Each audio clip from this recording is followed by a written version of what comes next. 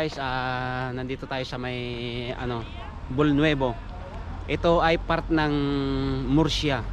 So medyo malayo na dito sa may Madrid. Nasa parteng north na kami guys.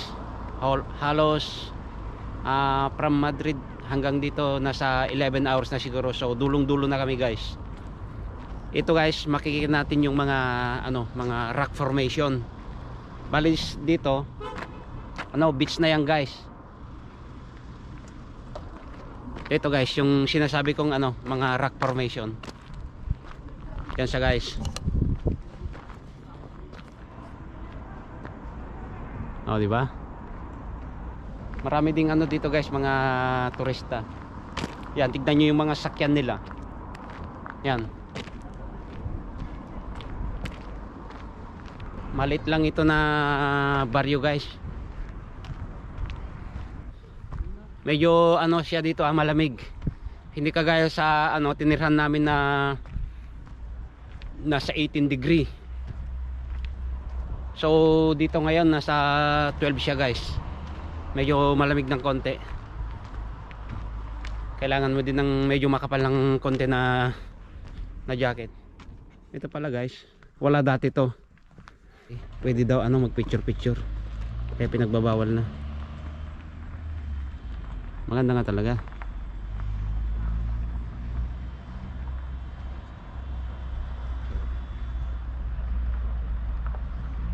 Ayan, mga parating na turista guys.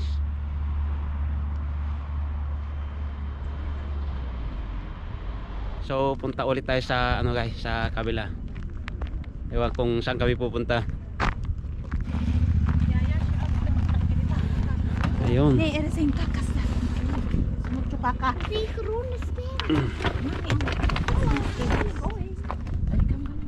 A few moments later.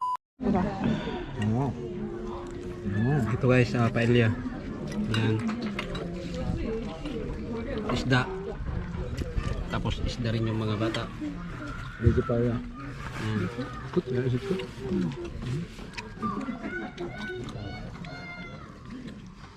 Andere version van paella. Kain tayo guys. Yan, tapos na kami kumain guys. Simot. Paella. Paella. Paella. Kasi kakaiba yung paella nila. Yung paella nila yung Indian sauce. yung rice niya pahaba. Remember in Travias? Kasi normal talaga yung bilog guys ang ginagamit. Kaya kakaiba din. Ito yung basmati rice. Not good for paella. Wow. Masarap kumain dito sa tabi ng dagat. Ayan.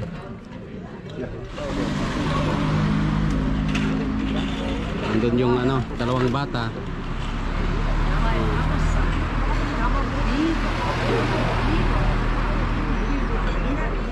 Ito guys, nung galing kami ng Cartagena, dumang kami dito kumain. Dito sa may na to guys. Sinasakop na ito ng Murcia. So mga 1 hour pa siguro drive papunta sa tinirhan namin dyan sa may Torrevieja. So tama-tama kumain na tapos maglaro yung mga dito yung mga bata. Ayan oh.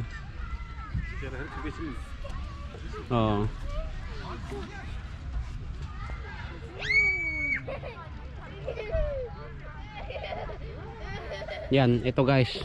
Pagka summer na summer, to? Mapupuno to ng mga mga nagbibilad. Daungan din ng mga yate. Yan, lahat kasi ng pinuntahan natin guys, mga daungan ng yate. Ayan. So ito ang dalawang makukulit. Yan, ito pagkatapos kumain, maglakad-lakad para mapalpaan.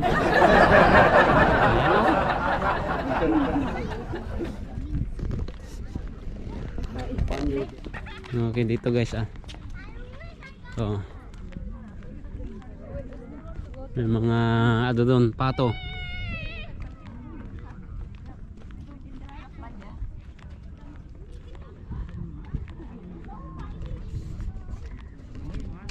Ayun oh, paggawaan ng ano guys, ng asin.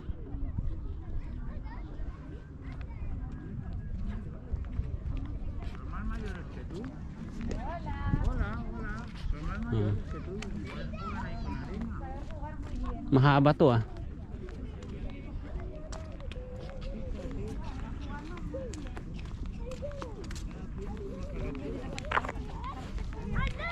Lumalamig na.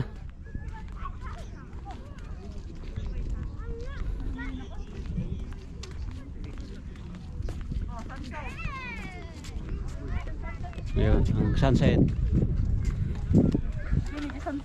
Oh, sunset. Ah.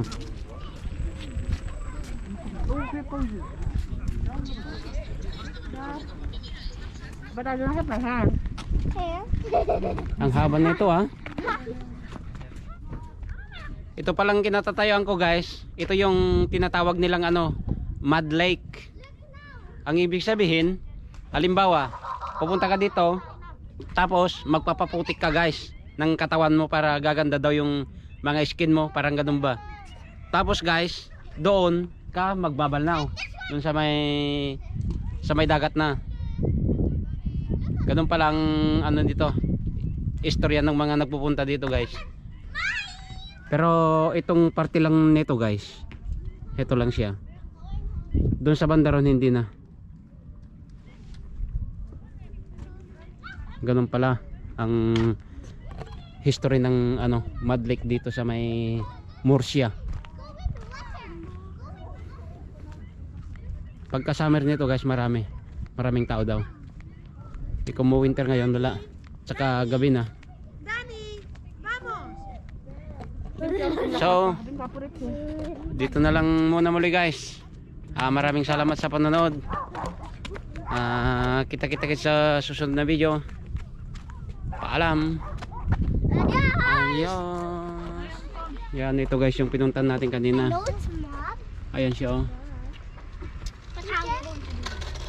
Yan, magpaputik-putik ka. Tapos parang nakakagamot daw ng ano, skin diseases, rheumatism, arthritis, gout, rehabilitation after the bone fracture. Yan palang ano siya guys, nakakagamot. Ayan oh, yung pinuntahan natin, di ba? Mud baths.